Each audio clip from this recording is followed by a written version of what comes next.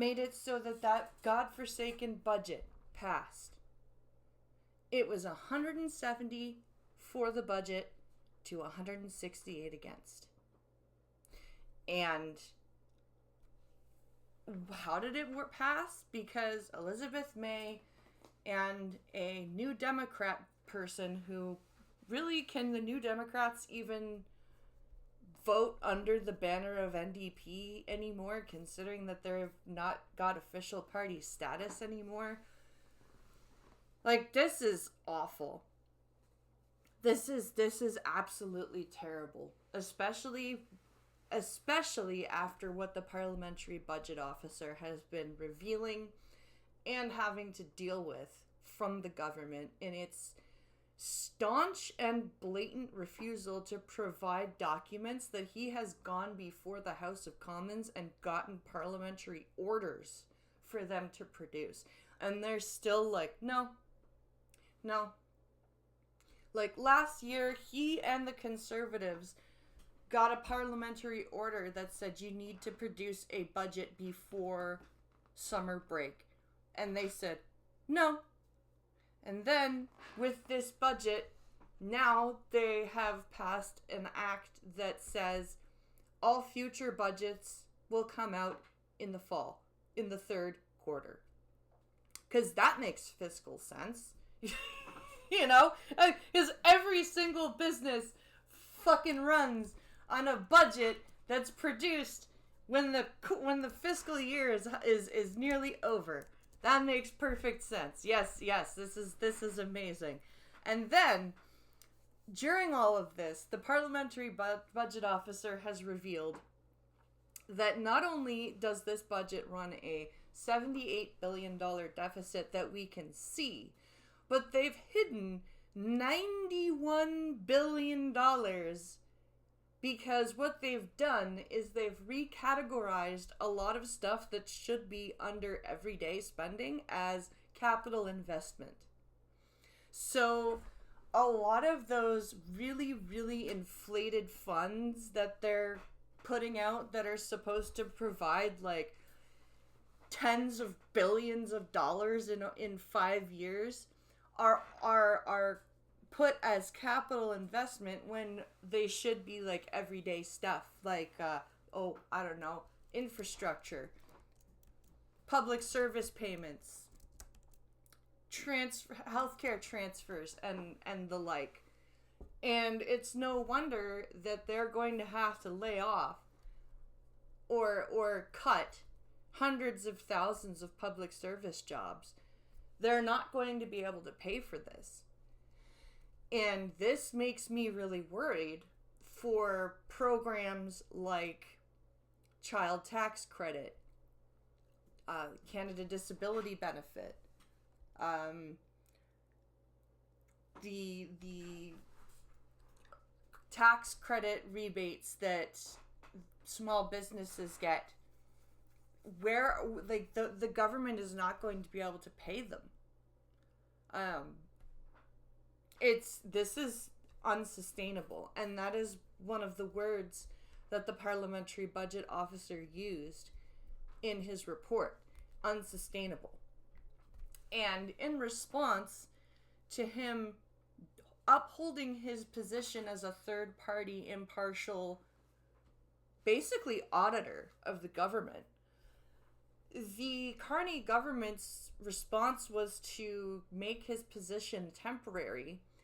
And then after a bunch of backlash, they went, okay, we'll make it a permanent position. But now they're going to make him reapply. They're going to make the current budget officer reapply for the permanent position, which he says that he is going to do. And I honestly hope that he gets the job, but I'm very, very skeptical that he will, because he's not covering up what the government is doing. He's not towing their line, and nor should he, but they want him to. And what's interesting is they love to point at stuff that the Harper government did wrong. They love to do that, despite the fact that the Harper government has not been a government in 11 years now. They really enjoy pointing out what the Harper government did wrong. And then they want to take something that he did correctly, which was establishing the Parliamentary Budget Office, which was supposed to do exactly what this gentleman is doing, regardless of the government. Take a look at their spending, keep track of what's going on, report to the House of Commons, and tell them, hey, this is what's happening, this is what we need to do, right? They're taking that good thing that he did, and they're just blowing it, they're nuking it from space. Because why? Well, because it's holding them to account, or attempting to. It's reporting to not only the House of Commons, but to those citizens who are willing to take the time to read it and willing to educate themselves beyond what CBC and CTV tell you. And it's very scary that this government wants to shut up a third-party, non-biased, impartial auditor of the government. We should all be very, very, very scared of that.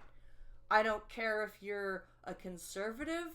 I don't care if you're a liberal. The minute the government tries to silence an impartial third-party office that is supposed to hold them to account for something, that is when you look that government in the face and you go, no.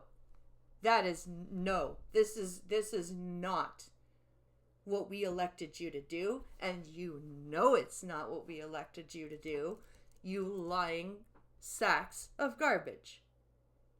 And the fact that this budget was passed by the votes of two people who quite frankly should probably just retire anyway, this is pathetic. This is absolutely pathetic. And what's even more pathetic is this government is only going to be sitting for another week and a half before they go on Christmas break for a month and a half. But yet there are people who are citizens, and there are people who are not citizens that have been imported by this government, who are sitting here going, oh, this is amazing, I love this budget. Look at those people very carefully. Be careful around those people, because I guarantee you they also hold some other opinions, like Charlie died and it's a good thing, or Donald Trump is actually Hitler, or Pierre Poilievre is mini Donald Trump, etc., etc., etc. Let me know what you guys think about this fiasco, and I'll see you guys in the next video. Like, share, subscribe. See you in the next one.